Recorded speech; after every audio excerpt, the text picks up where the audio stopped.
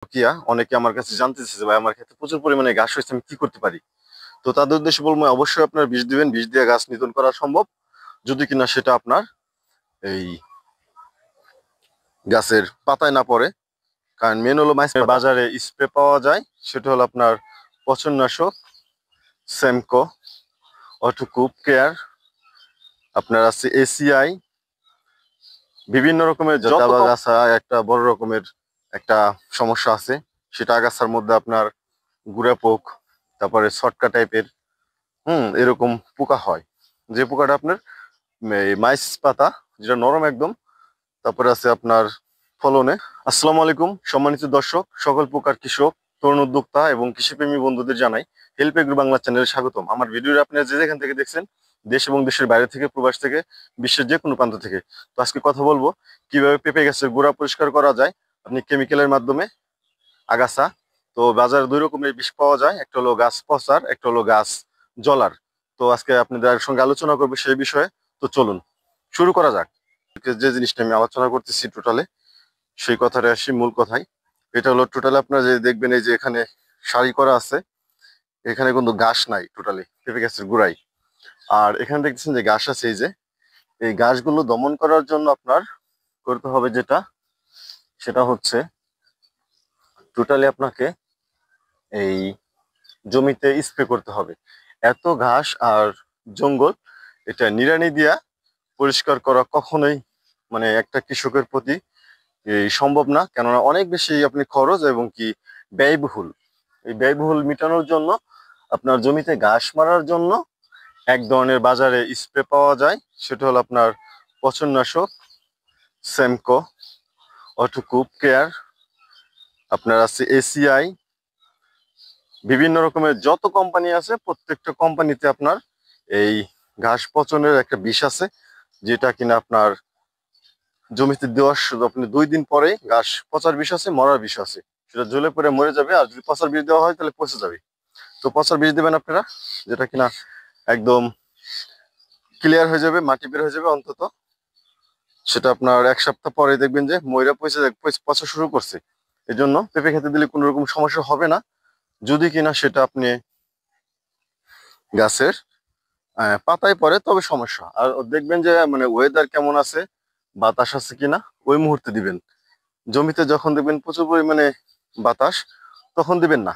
কেন দিলে পারে আপনার কাছে উইরা পেঁপে গাছের আপনার পাতায় যাইতে পারে, আর পাতায় গেলে কিন্তু বিশাল একটা ক্ষতি হবে। কাজেই পেঁপে গাছে নরম একটা যে পাতা, এটা আপনার যদি কিনা হয় এই এই যে ঘাস মারা বিষটা দিবেন, ঠিক এই যে এই নিচে দেওয়া শুরু করবেন। তো কাজে আপনার পাতায় কোনো রকম সমস্যা হবে না ইনশাল্লাহ। জমিতে অসংখ্য ঘাস আর এই যার যদি আপনার এই গোড়ায় পরে বিষ, তবে এই গোড়ায় যদি পরে তবে আপনার কোনো সমস্যা হবে না। অন্তত তাছাড়া গোড়ায় দেওয়ার দরকার নাই, প্রতি গাছের গোড়া আপনি পরিষ্কার করবেন, 2টা কামলানি শুধু গাছের গোড়া পরিষ্কার করবেন গোল করে, আর বিষটা দিবেন আপনি এই যে এখান থেকে দেওয়া শুরু করবেন। তো নিচে পড়লেও কোনো সমস্যা নাই, কারণ এটা আপনার পাতায় বলে মূলত সমস্যা। পাতা মাইস পাতা এগুলো পড়লে গাছে পছন্দ ধরে। তো এটা দেওয়া কোনো রিস্ক না, যদি কিনা আপনার রিস্ক হয় সেটা হলো গাছে পাতা দিলে, অতএব আপনার বাতাসের সময় যখন করবে তখন দিবেন না। কাজে আপনার এই জঙ্গল পরিষ্কার হয়ে যাবে।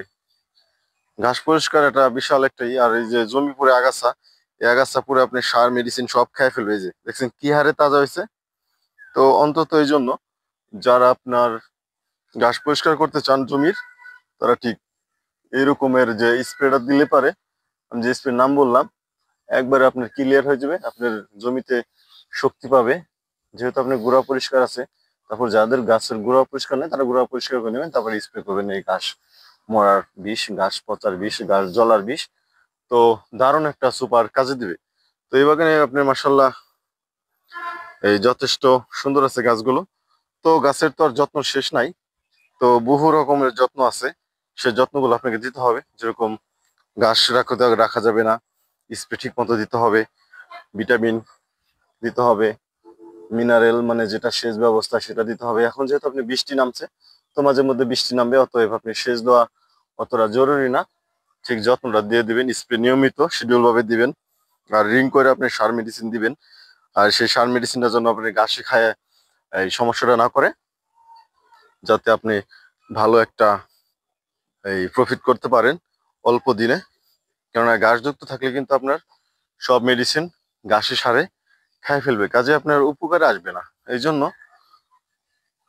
ভরপুর যে একটা যত্ন আছে, এখনই কিন্তু সময়। এই গাছগুলো কিন্তু অনেক বড় হয়ে গেলে আর একটু 2 মাস পরে তো এত বেশি যত্ন লাগবে না, তখন আপনার এই ঘাস মরার বিষ দেন আর স্প্রে দেন, যাই দেন, আপনার টোটালি সার মেডিসিন আপনার গাছে অ্যাকশন করবে, সুন্দর ফলন আসতেই থাকবে।